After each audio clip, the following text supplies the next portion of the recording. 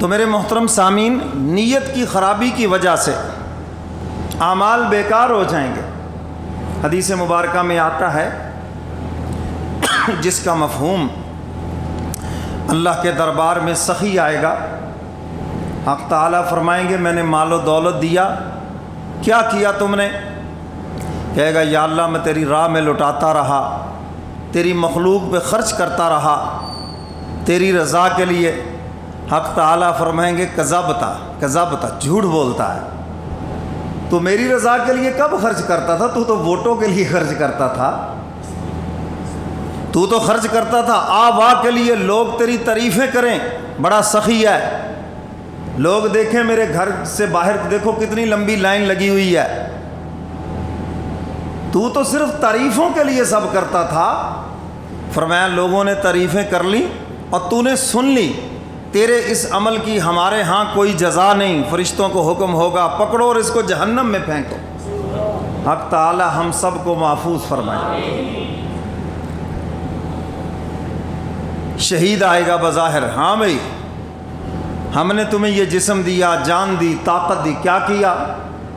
مولا میں تیری راہ میں لڑتا رہا، تیرے دشمنوں سے مقابلہ کرتا رہا تیری رضا کے لیے، یہاں تک کہ لڑتا ہوا مر بھی گیا تیری رضا۔ اللہ فرمائے کہ نہیں، کذبتا، جھوٹ بولتا ہے، تو میری رضا کے لیے نہیں لڑتا تھا، تو لڑتا تھا لوگ تجھے بہادر کہیں، لوگ تجھے جنگجو کہیں، لوگ کہیں دیکھو جی کیسا لڑنے والا ہے، تیری تعریفیں کریں۔ فرمایا تیری تعریفیں ہو گئی، لوگوں نے تیری تعریفیں کر دیں اور تو نے سن لی، تیرے اس عمل کی ہمارے ہاں کوئی جزا نہیں ہے۔ عالم دین آئے گا، ہم نے علم دیا، کیا کیا؟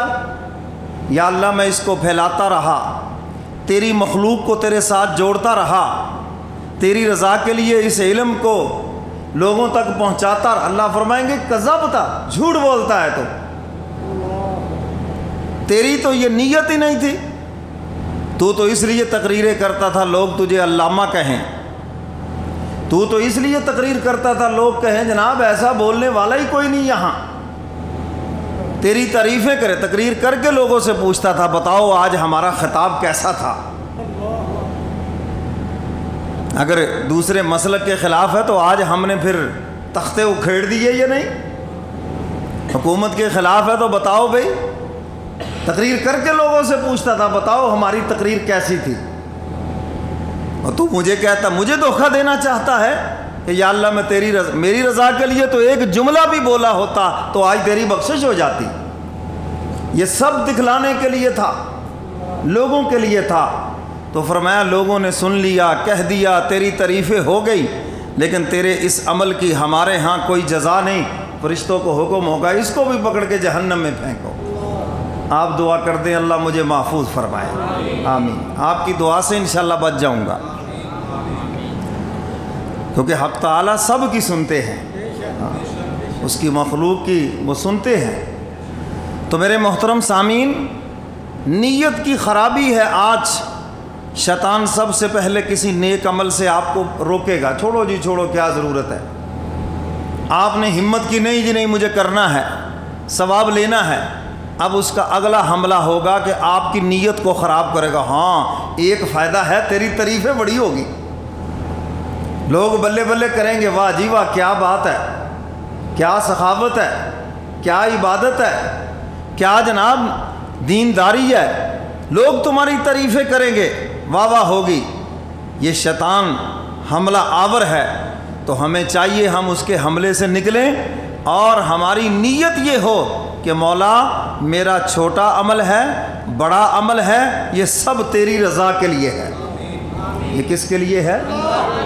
اللہ کے لیے۔ بس اگر آپ اس چیز کو ٹھیک کر لیں، میں کہتا ہوں جتنے اعمال ہم لوگ نیک اس دور میں گزرے دور میں کر رہے ہیں، آپ جس مسلک سے بھی تعلق رکھتے ہیں، میں قسم اٹھا کے کہتا ہوں انہی عملوں پہ بخشش ہو جائے گی۔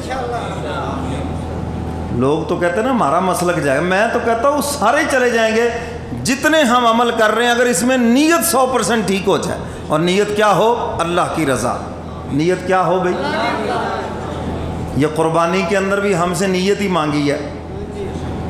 لن ینال اللہ لحومها ولا دماؤها ولکن ینالہ التقوی منکم. فرمایا نہ تو اس کا گوشت ہمارے یہاں پہنچتا ہے، نہ خون پہنچتا ہے، اور نہ ہی کھالیں پہنچتی ہیں. وہ تو لے جاتے ہیں نا یہ کھالوں والے ہیں. تو اللہ کے ہاں کیا پہنچتا ہے؟ وَلَٰكِن يَنَالُهُ التَّقْوَىٰ. تمہارا خلوص، تقویٰ، جذبہ. کس جذبے سے جانور ذبح کیا ہے؟ یہ جذبہ خدا کے دربار کے اندر پہنچتا ہے. اگر جذبہ ہی دکھلاوا ہے تو پھر پہنچا کیا؟ اچھا میں اس کو بڑی آسانی کے لیے ایک لطیفے کے طور پہ بات سمجھاتا ہوں جو براہ راست میرے ساتھ پیش آئی. میں نے ایک صاحب سے پوچھا کہ کیا قربانی کرنی ہے؟ یہ پرانی بات ہے، اکثر میں عید کے موقع پہ یہ سناتا ہوں تاکہ بات سمجھ آ جائے. کہنے لگا جی قربانی تو کرنی ہے لیکن ابھی یہ فیصلہ نہیں ہوا کہ کون سی کرنی. میں نے کہا کیا مطلب؟ کہنے لگا جی ہمارے تایا جان جب قربانی لے لیں گے نا پھر ہم نے فیصلہ کرنا ہے اور پھر ہم نے قربانی کرنی ہے، کیونکہ ہم نے مقابلے میں ان سے بڑی قربانی کرنی ہے. اگر انہوں نے لیا جناب کوئی چھترا چھترا تو ہم بکرا لیں گے اعلیٰ قسم کا. میں نے کہا اگر وہ بکرا لے لیں گے تو کہتا جی ہم گائے لیں گے. پھر میں نے کہا اگر وہ گائے لے لیں ہمت کر کے، انہوں نے کہا جی ہم پھر اونٹ لیں گے. اچھا میں نے کہا اگر خدا نہ خاصا انہوں نے اونٹ ہی لے لیا تو پھر کہتا ہم ہاتھی لے لیں گے. قربانی ہو یا نہ ہو مقابلہ تو ہو. بات سمجھ آ رہی ہے کہ نہیں؟ جب ہم اپنی نیت خراب کرتے ہیں تو شیطان بھی ایسے ہی ہنستا ہے. عمل بھی کر رہا اور ملنا بھی اس کو کچھ نہیں، کچھ بھی نہیں ملنا اس کو، فارغ ہے یہ.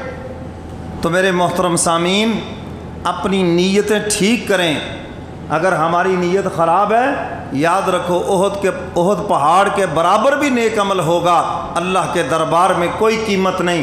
اور اگر ہماری نیت ٹھیک ہے ایک ذرے کے برابر بھی اچھا عمل ہے خدا کے دربار میں اس کی بھی قیمت لگ جائے گی، اور اللہ اپنی شان کے مطابق اجر عطا فرمائیں گے کہ تو نے میری رضا کے لیے یہ کیا ہے، مجھے خوش کرنے کے لیے کیا ہے. آپ بہت ساری احادیث میں ایسے واقعات سنتے ہیں، بلکہ بعض لوگ ہمیں کہتے ہیں یہ مولوی لوگ بھی عجیب ہیں، کبھی چھوٹی سی بات میں جنت میں داخل کر دیتے ہیں اور کبھی کہتے جانا ہی نہیں، بڑی بڑی باتوں پہ ڈراتے ہیں. میں نے کہا تم بات کو سمجھے ہی نہیں. جب انسان کا خلوص ہوتا ہے تو اللہ چھوٹی بات پر بھی بڑا اجر دے دیتے ہیں، اور جب عمل خلوص سے خالی ہے تو بڑا بڑا عمل بھی بیکار ہو جاتا ہے. بخاری شریف کی حدیث ہے، وہ خاتون جس نے